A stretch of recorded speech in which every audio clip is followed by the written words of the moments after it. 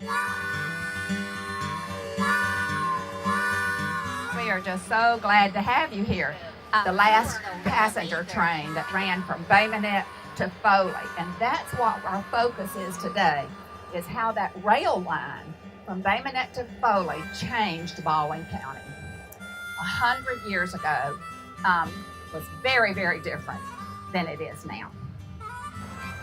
The first white settlers came to Baldwin County. They came by water, and the deep water ports were all, of course, along the western shore. You say eastern shore of the bay, but it's western shore of the county. I keep getting mixed up on that. But because of the deep water ports. But there was also a federal road. The federal roads were not very well maintained, but the one that came to Stockton came from Milledgeville, Georgia. And Milledgeville was the capital of Georgia at that time. And the earliest settlers that came by land came from the federal road, and they came from Milledgeville, Georgia to North Baldwin. Now in Georgia, there was a U.S. senator named Abraham Baldwin, and he had signed the U.S. Constitution. But Abraham Baldwin was very highly respected by these early residents that came to Stockton, north of Stockton, which was really Blacksher, Little River, and Tinsall. These people named the county Baldwin County. Now, when they named it Baldwin County, it was not part of Alabama. It was part of the Mississippi Territory, but it was Baldwin County. And that happened in 1809. And so Baldwin County was a county before Alabama became a state. In fact, before Alabama became a territory. So in 1809, Baldwin County was north of Stockton, and the way it was determined was the 31st parallel. And where we live is, where we are right now, would have been part of Spanish West Florida at that time in 1809. And the only part of Baldwin County was above Stockton, above the 31st parallel. So they hired Andrew Ellicott to survey the line through there, and he put these mounds all along, and there's still one in Stockton. There's a historic marker there for that too. It wasn't long, though, before the United States claimed this part of the county all the way to the Gulf. And most resources say 1810 or so that it was claimed. Is that right, Blaine Ben? And that's sort of a controversy there about how they got it, whether they bought it or claimed it or what happened. But in 1817, Alabama Territory was carved out of the Mississippi Territory.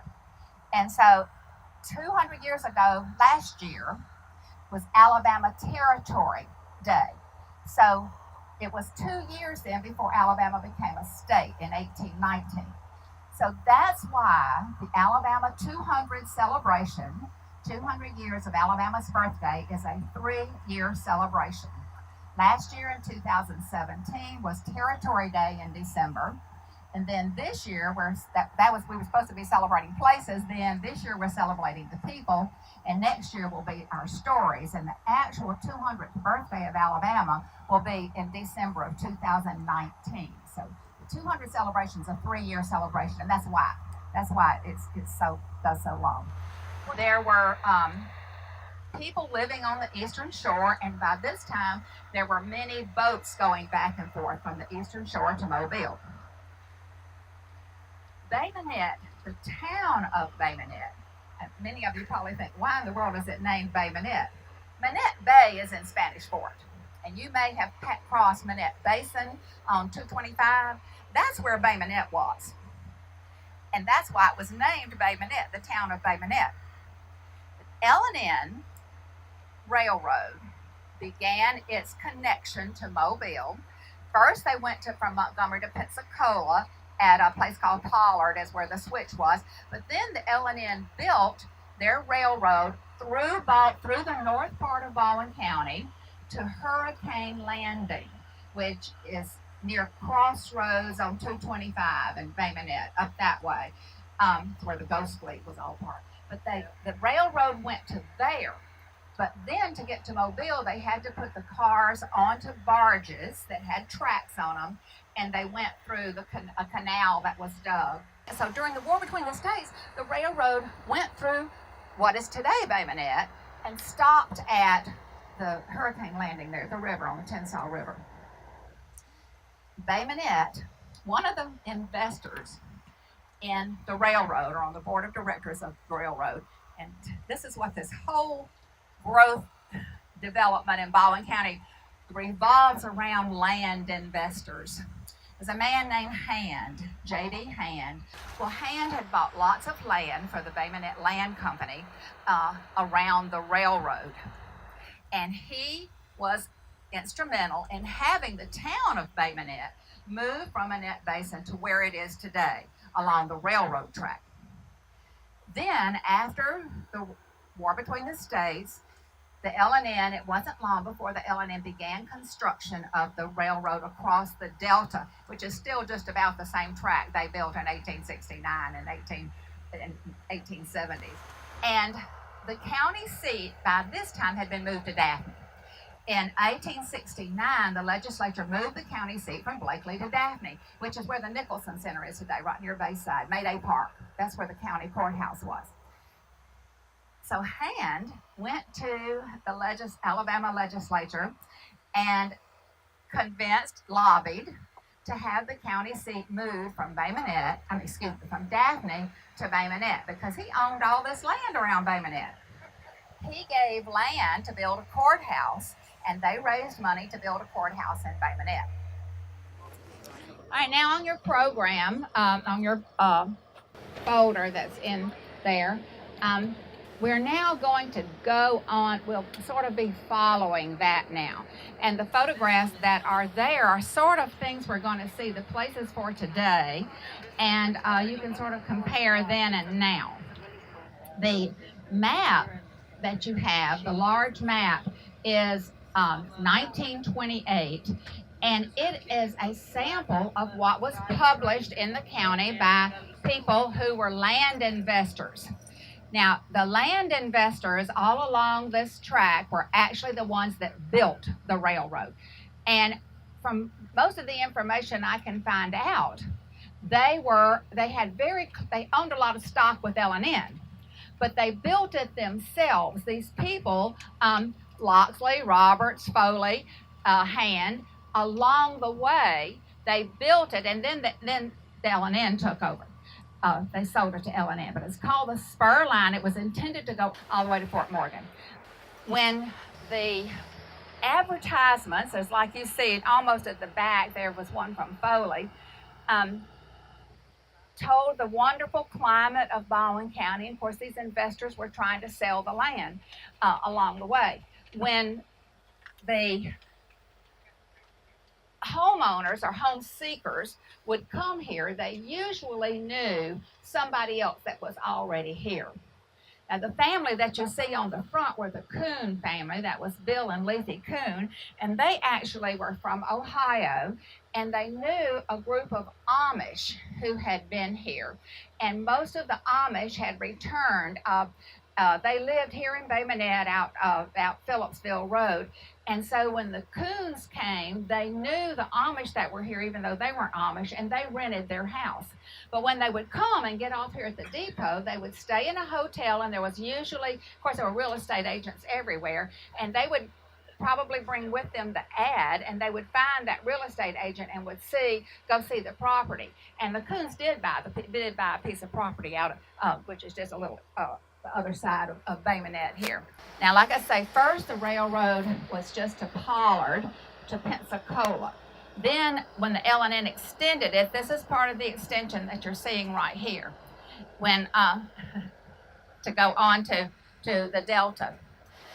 Now, once a month, there was something called the Home Seekers Excursion that the land developers had put together, and you could ride for free. And if you were on the Home Seekers Excursion that went free, when you get to any of these little towns along the way, sometimes you would be offered a free hotel room for a night.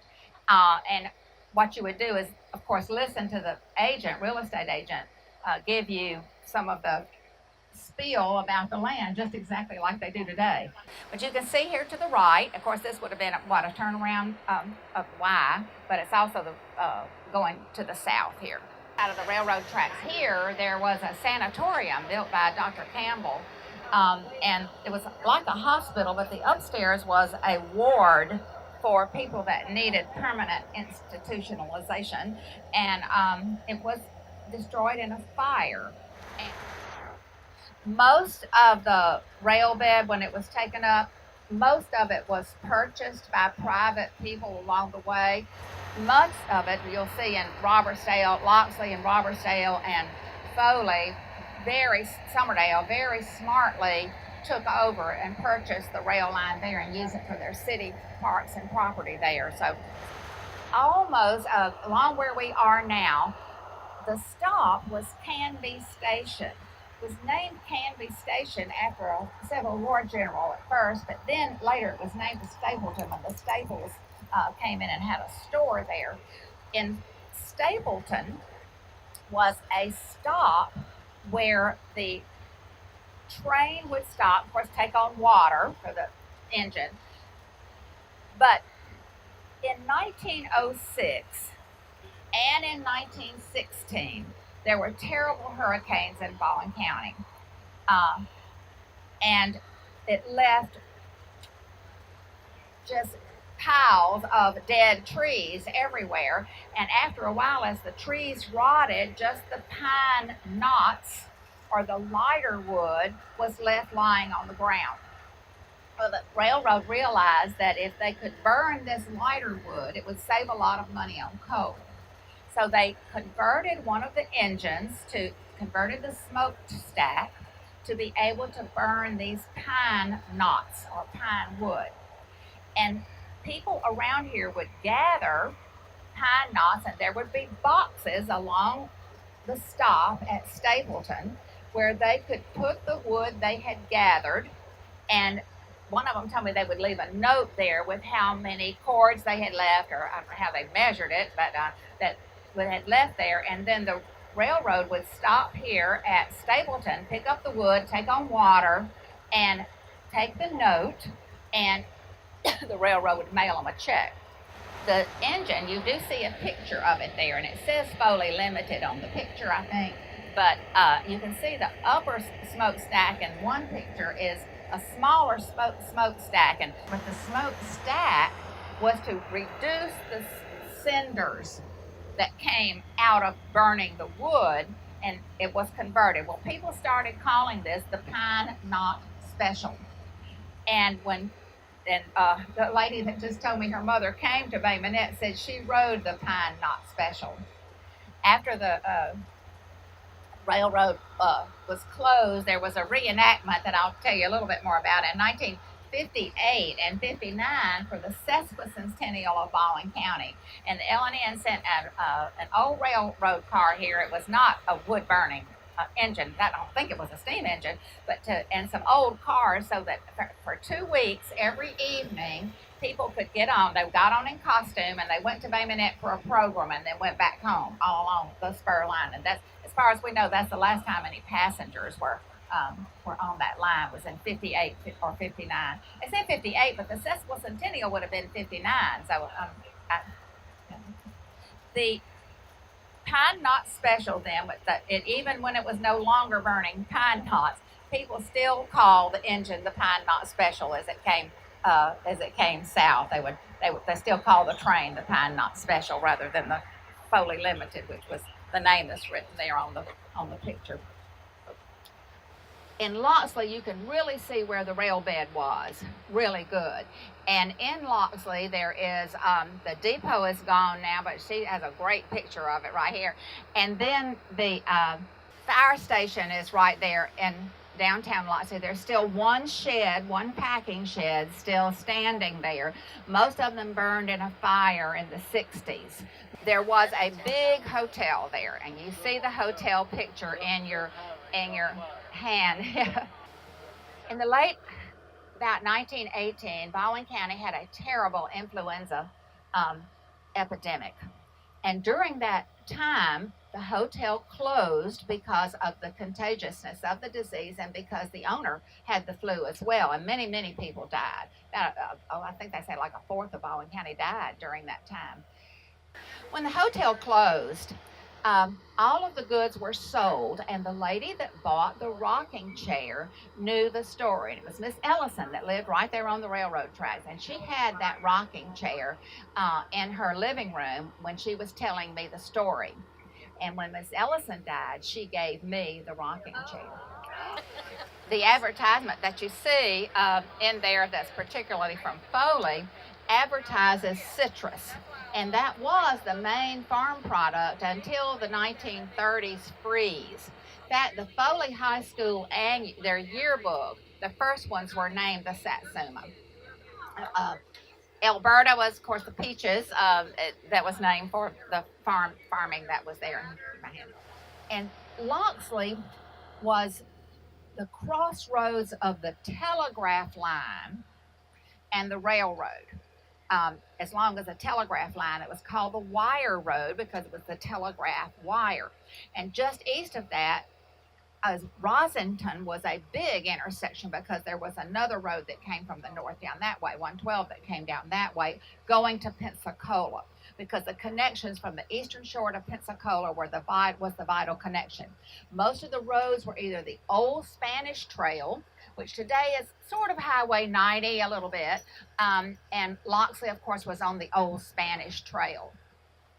If you go south of Loxley, Robertsdale, which, by the way, on their city site has a wonderful collection of old photographs for Robertsdale.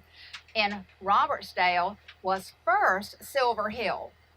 The first depot pictures you see of the Robertsdale depot said Silver Hill, but then Silver Hill actually moved to where Silver Hill is today, and you are probably very aware that those are Scandinavians. Most of the people in Silver Hill are Swedish and Danish. The best place to see that is in the Lutheran Church has a museum there in Silver Hill, and it's a wonderful little museum from Sweden, mostly Swedish. Yeah. But just south of there, or just past Silver Hill, was a Bohemian community. The countries are very different now than they were, but Bohemians were here, and the Bohemians built a building called Little Hall. And Bohemian Little Hall has been moved, and it's in Silver Hill now.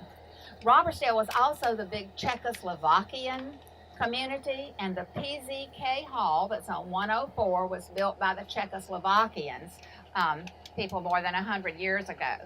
The Fuller brothers came from Chicago because of an advertisement in the Chicago Tribune where George Fuller was an editor. And he came south and purchased land in something that nobody wanted, right in where Spanish Fort Estates is today. First, he had a country club type place with a golf course and reservoir on up 225 a little bit.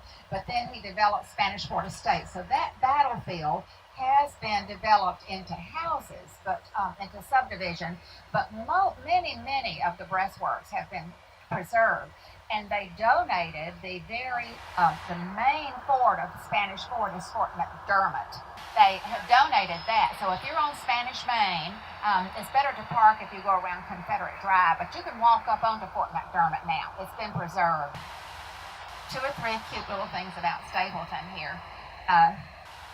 The church, there was a preacher named Alpha's Duck, but a Stapleton school of the church, Alpha's Duck, there was a community called Brady, which is now a dead town that is sort of near Pine Grove.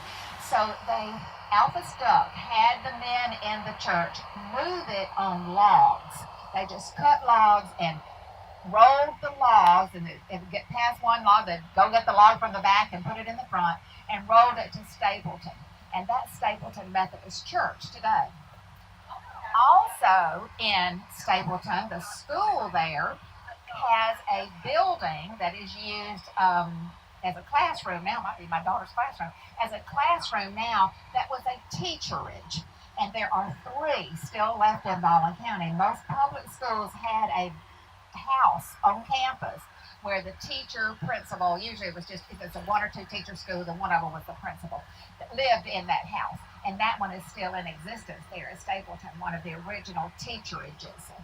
And of course, the track going right through Stapleton is where the pine knots were brought for the pine knot special. In most communities, there are most of the towns in Baldwin County have a black community in it. Many of those had come here to work to put the railroad in. A lot of them had come for that. Others had come to work in turpentine stills, like Railroad Bill, like Morris Slater, had come to work in turpentine stills, and so they would move from community to community, but they ended up in little pockets of neighborhoods. And in Loxley, the one that's just west of Loxley is Ellisville. That's the little community, and they had a school as well. A lot of the black schools in Baldwin County were built with Rosenwald money. Rosenwald was owner of Sears, and he gave money to build schools for black children that were children of former slaves. And there are, we have one in Baldwin County left. There were 14 of them. The one we have in Baldwin County is the Little Red Schoolhouse that's been moved to Bicentennial Park. That's a Rosenwald school. Very, very rare. I think there's only 4 or 5 in Alabama left. And a lot of areas along here were sprang up around where the lumber mill, the turpentine stills first. And the turpentine stills were to produce what's called naval stores. And naval stores are made from pine tar, and they were shipped to Mobile for the shipbuilding industry. When they were, for Mobile building the ships, they shipped the pine tar over there, and that's what you get from the turpentine stills. Turpentine was just a byproduct of the tar was really the important thing, but turpentine was used in paint very much back then too. So we had very few slaves in Baldwin County. There were a few in northern Baldwin at some of the big farms that would ship on the landings up there. There was one plantation in this area named Greenwood Plantation. The Greenwood Cemetery is east of Loxley, west of Loxley, and there are the last person who was a slave to die in Baldwin County was Wally Valerie, and he was a slave as a child, and he died only about 30 years ago or so. He said he remembers playing checkers with old man Greenwood. He was like his friend, and of course he just meant, like many of them, they just stayed there after the war. But some of those were Ellisville people. The other pockets of African Americans along the eastern shore were mostly, the ones that had been former slaves were owned by people in Mobile. And when they were freed, they stayed on the eastern shore in pockets there. Montrose has a nice group of people there. In Daphne, Mr. Stark gave land to build a church to 5 black people. And one of those was on the Clotilda, which is the boat that brought the last shipload of slaves into the United States. And they lived in the house next door to me when I was growing up. That's pretty cool. Pretty cool story. One thing that the spur line delivered all along here were houses. And they came from Sears Roebuck. You would order your house, and it came like a kit. Every nail, every bolt, every piece of wood already cut to the right size, and they were called Sears houses. And they would unload them off the railroad. You'd get your wagon and bring it there. We're heading right into downtown Loxley, but this was one of the few packing sheds that's still left, and the railroad's just the other side of it. And this is the Loxley Hotel.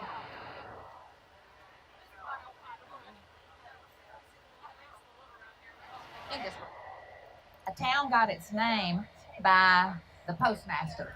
When they would get a post office, the postmaster simply picked the name for the town. For example, Daphne, was the man that owned the Howard Hotel. Well, he named it Daphne after a slave that had saved them all from yellow fever. The picture that you have in there in your little book shows a tobacco shed, because it was actually, the sun was too bright for tobacco here. It burned it before it really got ready, so they had to build these shaded areas to grow the tobacco. The tobacco went across 32 to and picked up and taken to Fairhope, where there was a cigar factory in Fairhope. The interesting thing about Foley that I think I've got on the back page is that it was called Little Chicago. And the connection to Chicago that we've sort of emphasized all day were the advertisements that were sent to sent mostly Chicago Tribune, but other papers in the Midwest too. Other people from Chicago had already been coming to a resort here in Magnolia Springs, the Woodbound Hotel, a beautiful 3 or 4 story building in Magnolia Springs. I have never seen this written anywhere, but I have had so many people tell me that there were many men who would come there so they would not be found for a while, that definitely had connections with families in Chicago, and almost a hideout area. But of course, there was the governor's house there, which is a wonderful hotel, and there were other big bootlegging area too. The people that were in Magnolia Springs that have stayed there are some of the oldest residents in Baldwin County. But a lot of those people, because they were from Chicago and knew about this part of the country. Now, John Foley actually learned about this when he was on a train up north going to Woodrow Wilson's funeral. Somebody told him about this land down here. It was probably somebody that had been to Magnolia Springs. And so he came this way, bought lots of land, and decided to develop it. He hired a man named Mackenzie to draw the lines, so Mackenzie to draw the plots and lay the town out. So that's why Mackenzie Street is named that. He was the engineer that drew the streets out. And I could imagine the city though with mud streets, and they did have wooden sidewalks. Now the Magnolia Hotel that we'll pass on the right was built. The reason Magnolia Hotel because it was the Magnolia Land Company, the Magnolia Springs. You see it as Magnolia Springs Land Company or Magnolia Land Company that John Foley, Magnolia wasn't it? Yeah, that owned, and they built the Magnolia Hotel. And on the Home Seekers Excursion, if you if you went all the way to Foley, you would be met most likely by a man named Claude Petit. Claude Petit's real estate office was closed up in the 50s and left in pristine condition. And it's my understanding that Miss Marjorie Snook bought it, and once they went in there, records were found and things were found just like it was when he closed the doors in the 50s. So Mr. Petit would take you around and show you land around, and you did stay one free night in the Magnolia Hotel. There was not a roundhouse at Foley. It was something called a Y. And of course, is that right? and instead of turning the engines around, they go up one end of the Y, then they back across to the other one, and then come forward again. This depot here is the most amazing structure we have in Baldwin County, in my opinion. It is a miracle that it was saved. It and the Little Red Schoolhouse are my 2 pet buildings that were saved. This is the second Foley Depot. The first one was built in 1905 when the rail line was finished from Bay Minette to Foley in 1905, and it burned, and this one was built in 1908. And some of the stories today are going to tell how this building was saved and how it was restored, but I'll tell you, it was by a man named John Snook. This depot was here just like it is now during World War II. I can't tell you how many hours and how appreciated these guys are that run this model train set up in the museum. I'm Doc Holliday, and you are at the Model Railroad Museum. We are in Foley, Alabama. This is an extension of the original train depot, which is right in front of us up here. This is a replica, somewhat, of the train that used to run from Bay Minette to Foley. Originally, it was scheduled to go all the way out to Fort Morgan, but they ran out of money, and so they just stopped right here. There's a Y about 1.5 miles down the road, and a Y is a point where a locomotive can run straight ahead, and making Y configuration in the track can then head back north on the same route. So running on wood and water, the train ran between Bay Minette and Foley, And at one time, we were the largest shipper of potatoes in the United States. You didn't know that Foley used to be the Idaho of the South. After the potatoes began to lose favor and move west, we began growing other crops down here, and they too were transported on this until the L&N decided that it wasn't financially responsible, and so they tore up the tracks and sold the depot, and the city bought it back, fortunately. So now this is a city function, and it's a museum. The museum in the front is the railroad history. The museum here is these model railroads, and these trains run from 10 o'clock in the morning until 3 o'clock in the afternoon, and there are operators here who can show you what they're like and talk to you about them. We represent all of the various lines and roads and commercial names that you might recognize on a train. That's about the size of our operation.